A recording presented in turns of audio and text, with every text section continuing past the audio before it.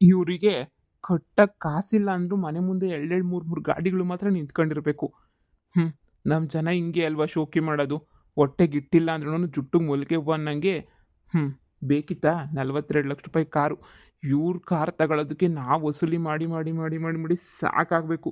ಇವ್ರ ಮನೆ ಹತ್ರ ಬಂದೂ ಸಾಕು, ನಾನು ಇನ್ನೊಂದ್ಸಲ ಅವ್ರ ಮನೆ ಹತ್ರನೇ ಹೋಗಲ್ಲ ಅಂತ ವಾಪಸ್ ತಗೋನಿ. ಈ ಸಲ ನಾನು ಬಿಡಲ್ಲ ಬಿಡು, ಕಾರ್ ಸಮೇತ ಎತ್ಕೊಂಡೇ ಹೋಗೋದು. ಸಾವ್ಕಾರ್ರೇ, ಸಾವ್ಕಾರ್ರೇ, ಸಾವ್ಕಾರ್ರೇ, ಯೋಳಿ, ಏನಾಗ್ಬೇಕಿತ್ತು? ಸಾವ್ಕಾರು ಮನೆಯಾಗಿಲ್ಲ. ಕಾರ್ ಲೋನ್ ಕಟ್ಟಿಲ್ಲ, ಕಟ್ಟಿ ಕಟ್ಟಿ ಕಟ್ಟಿ ಅಂತ ಹೇಳಿ ಫೋನ್ ಮಾಡಿ ನಮಗೂ ಸಾಕಾಗಿ ಹೋಗ್ಬಿಟ್ಟಿದೆ. ಎಷ್ಟು ಸಲ ಅಂತ ಫೋನ್ ಮಾಡೋಣ, ಫೋನ್ ಸಹ ಸ್ವಿಚ್ ಆಫ್ ಮಾಡ್ಕೋತಾರಲ್ಲ. ಏನಾಗ್ಬೇಕು ನಿಮಗೆ ಸಾವ್ಕಾರರು? ಹೌದೇ, ಅವ್ರು ಕಟ್ಟಿಲ್ವೇ? ಒಳ್ಳೇದೇ ಆಯ್ತು. ಏನ್ ನಾವೇ ಕಟ್ಟಿಲ್ಲ ನಂಗೆ ನಿಗ್ರಾಡ್ತಾ ಇದ್ರು. ಆ ಸಾವ್ಕಾರಂಗೆ ಆಗ್ಬೇಕು. ಅವನು ಕುರಿ ಮೇಸಕ್ಕೆ ಏನಕ್ಕೋ ಎಲ್ಲ ಹೋಗಿರ್ಬೇಕವಯ್ಯ ಅನ್ನಿಸ್ತದೆ ನೋಡಿ. ನೀವು ಅವ್ರ ಕಾರ್ ಎತ್ಕೊಂಡು ಹೊಂಟೋಗ್ಬಿಡಿ. ಅವಾಗ ಏನೇ ನನಗಂತೂ ಫುಲ್ ಖುಷಿ ಆಗೋದು, ಅಲ್ಲಿ ಗಂಟ ಖುಷಿ ಆಗಕ್ಕಿಲ್ಲ ನೋಡಿ. ಏನು ಜನನೋ, ಎತ್ಕೊಂಡು ಹೋಗಕ್ಕೆ ಅಂತಾನೆ ಬಂದಿದ್ದೀನಿ. ದುಡ್ಡು ಕ್ಲಿಯರ್ ಮಾಡ್ತಾರಾ ಇಲ್ವಾ ಅದನ್ನ ಹೇಳಕ್ಕೆ ಕೇಳಿ, ಆಮೇಲಿಂದ ಯೋಚನೆ ಮಾಡೋಣ ಕಾರ್ ಎತ್ಕೊಂಡು ಹೋಗೋದು ಬಿಡೋದು. ನೋಡಿ, ನಾವು ಸುಮ್ಮನೆ ಕಾರೆಲ್ಲ ಎತ್ಕೊಂಡು ಹೋಗೋಕ್ಕಾಗಲ್ಲ. ದುಡ್ಡು ಕೊಡಲ್ಲ ಅದು ಇದು ಅಂತ ಹೇಳಿದ್ರೆ ಮಾತ್ರ ಎತ್ಕೊಂಡು ಹೋಗ್ತೀವಿ. 2 ತಿಂಗಳಿಂದ ಕಂತು ಕಟ್ಟಿಲ್ಲ, ಅದಕ್ಕೆ ಹೇಳ್ತಾ ಇದ್ದೀವಿ. ನೋಡಿ, ಅವ್ರನ್ನ ಕರೀರಿ, ಫೋನ್ ಮಾಡಿ ಕರೆಸಿ ಅವ್ರನ್ನ. ನಿಮ್ ಸೈರಿ ಹೆಂಡತಿ ಅವಳೆ ಕರಿತೀನಿ. ರಾಣಿ, ಸಾವ್ಕಾತಮ್ಮೋರೇ, ಸಾವ್ಕಾತಮ್ಮೋರೇ, ನೋಡ್ ಬನ್ನಿ. ನಿಮ್ಮಗ ಕಾರ್ಗೆ ಕಾಸು ಕಟ್ಟಿಲ್ಲ ಅಂತ ಹೇಳ್ಬಿಟ್ಟು ಎತ್ಕೊಂಡು ಹೋಗಿ ಬಂದವ್ರಿ. ಬೀಗುತ್ಕಿ ತಂದ್ಬಿಟ್ಟು ಕೊಡಿ, ಎತ್ಕೊಂಡು ಹೋಯ್ತಾರಂತೆ. ಮಾ, ಕಾರ್ ಎತ್ಕೊಂಡು ಹೋಗಿ ಬಂದವ್ರೆ. ಓ ಮಗಳೇ, ನೋಡ್ ನೋಡ್ ನೋಡು. ಎಕ್ಸ್ಕ್ಯೂಸ್ ಮೀ, ಹೇಳಿ, car loan? Madam, car loan ಕಟ್ಟಿಲ್ಲ ಮೇಡಮ್, ಅದಕ್ಕೇನೆ ಕಾರ್ ತಗೊಂಡೋಗೋಣ ಅಂತಾನೆ ಬಂದಿದ್ದೀನಿ ಮೇಡಮ್. 2-3 ತಿಂಗಳಿಂದ ಕಾರ್ ಕಂತು ಕಟ್ಟಿಲ್ಲ ಮೇಡಮ್. ಸುಮ್ಮನೆ ಫೋನ್ ಮಾಡಿದ್ರೆ ರೆಸ್ಪಾನೇ ಮಾಡಲ್ಲ ಮೇಡಮ್. ಸುಮ್ಮನೆ ಸ್ವಿಚ್ ಆಫ್ ಮಾಡ್ಕೋತಾರೆ. ನಮಗೂ ಕಾಲ್ ಮಾಡಿ ಮಾಡಿ ಮಾಡಿ ಮಾಡಿ ಸಾಕಾಗೋಗಿದೆ ಮೇಡಮ್. ಅದಕ್ಕೆ ಫೈನಲಾಗೆ ಕಾರ್ ಎತ್ಕೊಂಡು ಹೋಗೋಣ ಅಂತ ಬಂದಿದ್ದೀವಿ ಮೇಡಮ್. ಈಗ ಅದಕ್ಕೆ ನೀವು ಕೀ ಕೊಟ್ಟರೆ ಕಾರ್ ಎತ್ಕೊಂಡು ಹೋಗ್ತೀವಿ. ನೋಡಿ, ಕಾರ್ದೆಲ್ಲ ಟೋಟಲ್ ಎಷ್ಟಾಗಿದೆ ಅಂತ ಹೇಳಿ ಪೇ ಮಾಡ್ತೀನಿ. ಆದರೆ ನನಗೆ ಈ ಕಾರು ತೊಗೊಂಡಾಗಿಂದ ಅವರು ಕಟ್ಟಿದ್ದೀನಿ ಕಂತು ಅಂತಲೇ ಹೇಳಿದ್ರು. ಒಂದ್ಸಲ ವಿಚಾರ ಮಾಡಿ ನೋಡ್ತೀನಿ. ನೀವು ಟೋಟಲ್ ಎಷ್ಟು ಅಮೌಂಟ್ ಆಗಿದೆ ಅಂತ ಹೇಳಿ, ಆಮೇಲೆ ನಾನು ನೋಡಿ ಎಲ್ಲ ಕ್ಲಿಯರ್ ಮಾಡ್ತೀನಿ. ನಮ್ಮ ಮನೆಯವರು ಮನೇಲಿಲ್ಲ, ಅವ್ರು ಬಂದಮೇಲೆ ಅವ್ರಿಗೆ ನಾನು ಫೋನ್ ಮಾಡಿಬಿಟ್ಟು ಕೇಳ್ಬಿಟ್ಟು ವಿಚಾರಿಸ್ತೀನಿ. ಓಕೆ ಮೇಡಮ್, ಜಾಸ್ತಿ ಟೈಮ್ ಇಲ್ಲ ಮೇಡಮ್, ನಾವು ಬೇರೆ ಕಡೆ ಬೇರೆ ಹೋಗಬೇಕು. ಆದಷ್ಟು ಬೇಗನೆ ಕ್ಲಿಯರ್ ಮಾಡಿಕೊಡಿ. ಓಕೆ, ಆಯಿತು. ಹಲೋ ರೀ, ಎಲ್ಲಿದ್ದೀರಾ? ಮನೆ ಹತ್ರ ಬರೋಕ್ಕಾಗುತ್ತಾ? ಅಮ್ಮ, ನಮ್ಮನ್ನ ಮಾತ್ರ ಆಡ್ಕೊಳ್ಳೋರು ಶೋಕಿ ಕಾರ್ ತಗೊಂಡವ್ರೆ ಅಂತ ಹೇಳ್ಬಿಟ್ಟು ಇವ್ರಿಗೂ ಸರಿಯಾಗಾಯ್ತು ಬಾ. ನಾವು ಸದ್ಯನಪ್ಪ ಎಲ್ಲನೂ ಮನೆ ನನ್ನ ಗಂಡನ ಕೈಲಿ ಕೊಟ್ಟು ಕಳ್ಸಿದ್ದೀನಿ, ಎಲ್ಲ ಕೊಟ್ಟವ್ನಿ. ಅದೇ ಸಾಲ ಇಸ್ಕೊಂಡು ಕಟ್ಟಿದೆ ಅಂತಂದಲ್ಲ, ಹೆಂಗ ಬಿಡು. ಅಳಿಯಂದ್ರು ಕಟ್ಕೊಂಡಿರ್ತಾರೆ. ಯಪ್ಪ, ಈಗೇನಾದರೂ ನಮ್ದೇನಾದರೂ ಕಾರ್ ಹೋಗಂಗಿದ್ರೆ ಮಾನ ಮರೀದೆಲ್ಲ ಹೋಗ್ಬಿಡೋದು. ಅಳಿಯಂದ್ರು ಎಲ್ಲನೂ ಎತ್ಕೊಂಡು ಹೋಗೋ ಕಟ್ಟಿರ್ತಾರೆ ಬಿಡು. ಅವ್ರಿಗೊಂಚೂರು ಹಳೆದೆಲ್ಲ ಗೆಪ್ತಿದ್ಬಿಟ್ಟಿದ್ರೆ ಇಷ್ಟೊತ್ತಿಗೆ ಎಲ್ಲ ಕಾರ್ದೆಲ್ಲ ಕ್ಲಿಯರೇ ಮಾಡ್ಬಿಟ್ಟಿರೋರು ಏನೋ. ಆದರೆ ಏನು ಮಾಡೋಕ್ಕಾಯ್ತದೆ? ಕಾರ್ದು ಕ್ಲಿಯರ್ ಆಗಿಲ್ಲ, ಏನೂ ಆಗಿರಲ್ಲ ಬಿಡಿ. ಹೆಂಗನ ಮಾಡ್ಬಿಟ್ಟು ನೋಡ್ಕೊಳ್ಳಿ. ಟೈಮ್ ಬರ್ತದೆ, ನಾವು ಎಲ್ಲ ಕ್ಲಿಯರ್ ಮಾಡ್ಕೊಬಿಡನಿ. ಏನೋ ಒಂದು ಯೋಚನೆ ಮಾಡನಿ. ಸಾಕು, ಅವ್ರ ಕಾರ್ ಎತ್ಕೊಂಡು ಹೋಗ್ಬೇಕು. ನಾನಂತೂ ಮನೆ ಒಳಗಡೆ ಹೋಗ್ಬಿಟ್ಟು ಪಾಯಸ ಮಾಡ್ಕೊಂಡು ತಿಂದ್ಬಿಡ್ಬೇಕು. ಬರ್ತಿದ್ದಾರೆ, ಒಂದು 10 ಮಿನಿಟ್ಸ್ ಅಷ್ಟೇ, ಬಂದ್ಬಿಡ್ತಾರೆ. ವೆಯ್ಟ್ ಮಾಡಿ ಸರ್. ಓಕೆ ಮೇಡಮ್, ಆಯಿತು ಮೇಡಮ್. ನಿಮ್ಮದು ಟೋಟಲ್ ಅಮೌಂಟ್ ಎಲ್ಲ ನಾನು ಇದು ಮಾಡ್ತೀನಿ. 3 ಮಂತ್ಸಿಂದ ಕಟ್ಟಿಲ್ಲ, ಅದೆಲ್ಲ ಫುಲ್ ನೋಡಿ ಡೀಟೇಲ್ಸ್ನ ನನಗೆ ನಿಮಗೆ ಕಳಿಸ್ಕೊಡ್ತೀನಿ.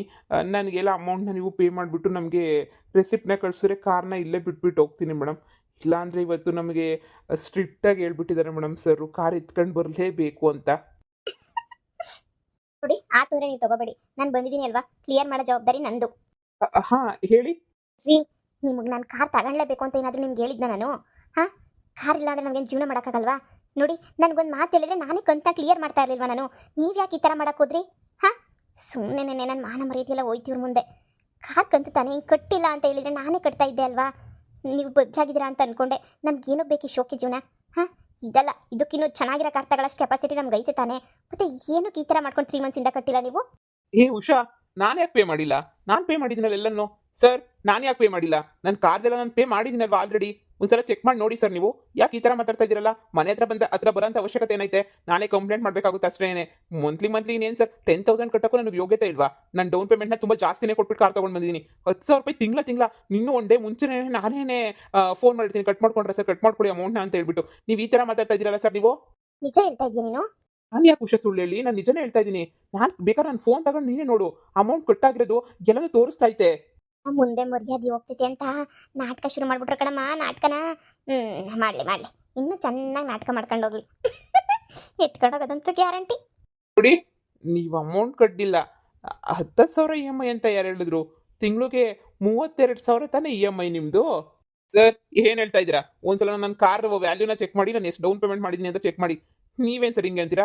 ಫುಲ್ ಕ್ಯಾಶ್ ಕೊಟ್ಟು ಕಾರ್ ತಗೊಳ್ತೀನಿ ಅಂದಕ್ಕೆ, ಬೇಡ ಸರ್ ಫುಲ್ ಕ್ಯಾಶ್ ಕೊಡ್ಬೇಡಿ ಇ ಎಮ್ ಐ ಹಾಕ್ಸ್ಕೊಳ್ಳಿ ಅಂತ ಹೇಳಿದವ್ರು ನೀವೇನೆ. ಸರಿ, ಜಾಸ್ತಿ ಕಮಿಟ್ಮೆಂಟ್ಸ್ ಬೇಡ ನನಗೆ, ಒಂದು 10,000 ಒಳಗಡೆ ಇರಲಿ ಅಂತಂದ್ರೆ ಅದಕ್ಕೆ ಒಪ್ಕೊಂಡಿದ್ದು ನೀವೇನೆ. ಈಗ ಮತ್ತೆ ಬಂದ್ಬಿಟ್ಟು ಈ ಥರ ಹೇಳ್ತಾ ಇದ್ದೀರಲ್ಲ ಸರ್ ನೀವು? ಸರ್, ಫಾರ್ಚುನರ್ ಕಾರು ಬೆಲೆ ಬಂದೇನೆ 42 ಲಕ್ಷ ಅಲ್ವಾ ಸರ್? ನೀವು ಡೌನ್ ಪೇಮೆಂಟ್ ಇನ್ನು ಎಷ್ಟು ಮಾಡಿರ್ತೀರಾ ಸರ್ ನೀವು? 10 ಲಕ್ಷನೇನೋ ಮಾಡಿದ್ದೀರಾ. ಮತ್ತೆ ಎಷ್ಟು ನೀವು ಇ ಎಮ್ ಐ ಕಟ್ಟಬೇಕು ಅಂತ ನೀವೇ ಯೋಚನೆ ಮಾಡಿ ಸರ್. ಈ ತಗೊಂಡಿದ್ದೀರಾ ಫಾರ್ಚುನರ್ ಸರ್ ನೀವು.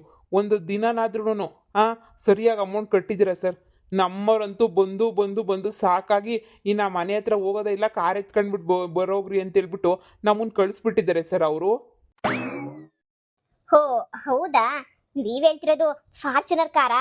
ನಾವು ನಮ್ಮ ಕಾರು ಅಂತ ಅನ್ಕೊಂಡ್ವಿ. ಸರಿ, ಮನೇಲಿ 2 ಕಾರ್ ತಂದಿದ್ವಿ ನೋಡಿ, ಅಲ್ಲಿ ನಿಂತ್ಕೊಂಡಿದಾರಲ್ಲ ಅವ್ರದೇನೆ ಫಾರ್ಚುನರ್ ಕಾಸ್ಟ್ಲಿ 42 ಲಕ್ಷ ರೂಪಾಯಿ ಕಾರ್ ಅವ್ರದೇನೆ. ಸರ್, ಅವ್ರನ್ನೇ ಕೇಳಿ, ಪೇ ಮಾಡ್ತಾರೆ. ಇಲ್ಲ ಅಂದ್ರೆ ತಗೊಂಡೋಗಿ ಸರ್ ಕಾರ್ನ. ಪಾಪ ಅವರೇ ಹೇಳ್ತಿದ್ರಲ್ಲ ತಗೊಂಡೋಗಿ ಅಂತ. ತಗೊಂಡೋಗಿ ಸರ್, ಪಾಪ ಏನು ತೊಂದರೆ ಇಲ್ಲ ಅವ್ರಿಗೆ. ಅಯ್ಯೋ, ನಮ್ ಕಾರಾ? ನೋಡಿ, ಇಲ್ಲಿ ಯಾರ ಕಾರು ಅಂತ ನನಗೆ ಗೊತ್ತಿಲ್ಲ. ಸಾವುಕಾರ ಅಂತ ಹೇಳ್ಬಿಟ್ಟು ಬರ್ಸಿದ್ದಾರೆ ಕಾರ್ ತಗೊಂಡವರು. ಅವರು ಹೆಸರು ಅದು ಇದು ಎಲ್ಲ ನನಗೇನು ಗೊತ್ತಿಲ್ಲ. ನೋಡಿ, ನಿಮ್ಮ ಮನೆ ಅಡ್ರೆಸ್ಸನ್ನೇ ಕೊಟ್ಟಿದ್ದಾರೆ. ಸಾವುಕಾರ ಮನೆ ಅಂದರೆ ಇದೆ ಅಂತ ಹೇಳಿದ್ರು. ನೋಡಿ, ನನಗೆ ಗೊತ್ತಿಲ್ಲ. ಕಾರ್ ಕೀ ತಂದು ಕೊಡಿ, ಇಲ್ಲ ಅಂದರೆ 3 ತಿಂಗಳದ ಅಮೌಂಟ್ನ ಪೇ ಮಾಡಿ.